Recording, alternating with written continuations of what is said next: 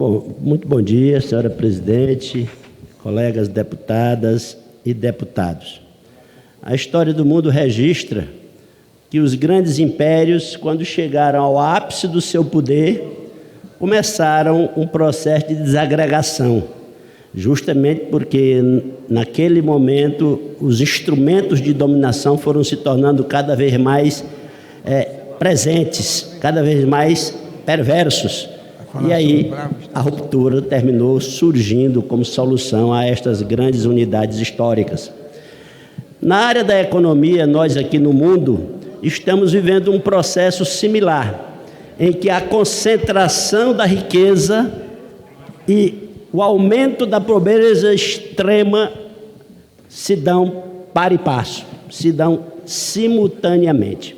Agora mesmo em Davos, o relatório da Oxfam, a partir dos dados mundiais dos órgãos como a ONU, esse relatório dá conta de que a riqueza e a pobreza extrema cresceram simultaneamente nos últimos anos, desde 2020 principalmente.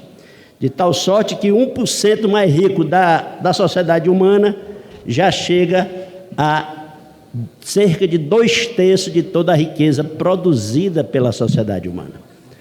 Então, neste ritmo, a concentração da riqueza vai se tornando uma espécie de câncer que corrói a economia e a sociedade e nos encaminha para um ambiente de ruptura social, de todo o tecido social. E o processo vem se agregando com cada vez mais força. Em 2010, apenas 388 pessoas tinham riqueza equivalente à metade mais pobre da humanidade. Em 2014 já caiu para 85 pessoas. E em 2015, 62 pessoas detinham riqueza equivalente à metade mais pobre da humanidade. E aqui no Brasil, seguimos o mesmo ritmo. O número de bilionários aumenta, com uma participação cada vez maior na riqueza produzida pela economia brasileira. 1% mais rico do Brasil já chega à metade da riqueza do país. Já chega à metade daquilo que é apropriado já chega a ser equivalente àquilo que é apropriado pela metade da população mais pobre do Brasil. E aqui nós temos uma particularidade em relação ao restante do mundo. Os dados da revista Forbes mostram que dos 10 brasileiros mais ricos, multibilionários, brasileiros e brasileiras, 7 saem do setor financeiro. É uma questão que se coloca como das mais graves. O Brasil trabalhando diuturnamente para concentrar um volume cada vez maior de riqueza no setor financeiro. Sabemos que o setor financeiro tem um papel importante para a nossa sociedade e para a nossa economia. O financiamento do desenvolvimento a longo prazo deveria ser a maior responsabilidade do setor financeiro, e não apenas acumular riqueza em tão poucas mãos.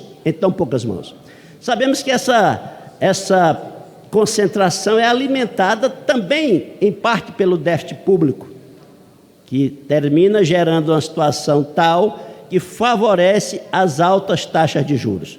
Embora a gente não possa dizer que haja uma relação totalmente direta entre taxa de juros e déficit público, porque nos países mais ricos o déficit público é grande, é maior do que o déficit público do Brasil, e ainda assim eles estão praticando taxas de juros reais negativas. Mas a gente não pode fazer de maneira mecânica estas comparações, porque se trata de economias muito diferentes.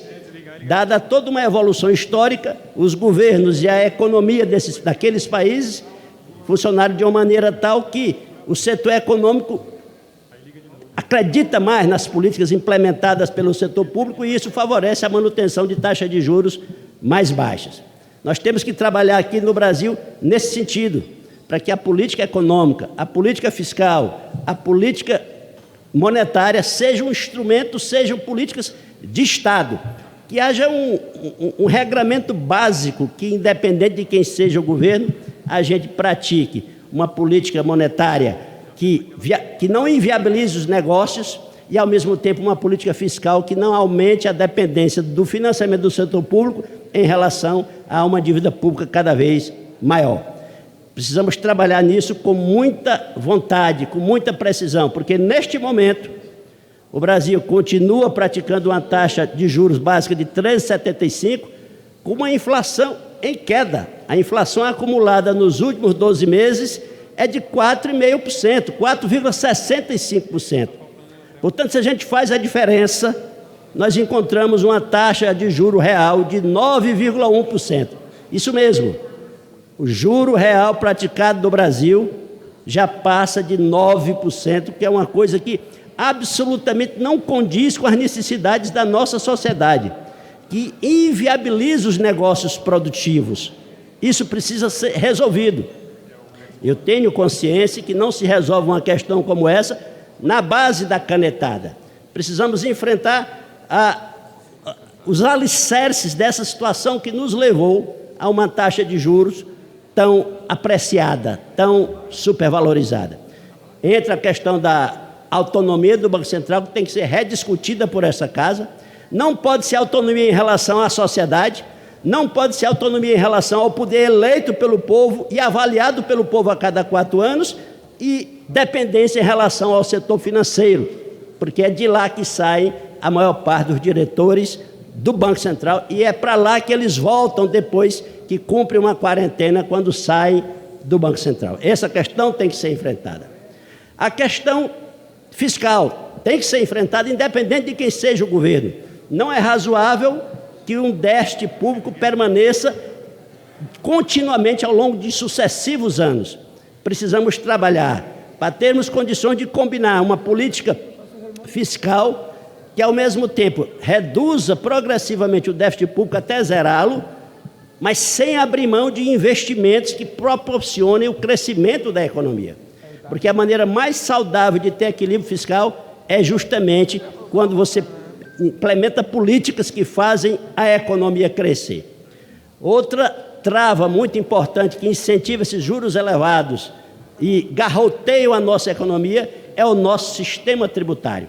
Um sistema tributário caótico, um manicômio tributário que aumenta as despesas que as empresas sérias têm que realizar apenas para calcular os seus tributos, dada a miscelânea de legislação que se espalha por cada cidade, por cada estado e também pela enorme legislação federal que as empresas são obrigadas a observar. Isso precisa ser enfrentado através de uma reforma tributária que simplifique, que rompa com a acumulatividade, que implemente o imposto no destino, que é como é feito na maior parte do mundo, que estabeleça o imposto sobre o valor agregado, eliminando a bitributação. Isso tudo precisa ser enfrentado dentro de uma reforma que está em concepção no âmbito do governo e já em discussão nessa casa. Mas já existem interesses poderosos trabalhando contra a reforma tributária. Que entendem que no meio desse ambiente caótico é o espaço mais propício, inclusive para a sonegação. Então, o governo do presidente Lula, que sabiamente apresentou um marco fiscal novo, muito inteligente, não é? Que estabelece controle sobre a evolução da despesa, sem abrir mão do investimento, da capacidade de investimento, precisa se debruçar agora mais severamente sobre a questão de acumular forças políticas dentro desta casa e na sociedade para a aprovação de uma reforma tributária que simplifique o sistema e que comece a resolver o seu outro grave problema, que é a regressividade do nosso sistema tributário, que termina obrigando os mais pobres a pagarem mais impostos proporcionalmente do que os mais ricos. Então, esse é o caminho que precisamos seguir para ter credibilidade e estabilidade econômica no nosso país, independente de qual seja o governo. Muito obrigado, senhora presidente. Peço que esse pronunciamento seja utilizado nas redes de comunicação desta casa.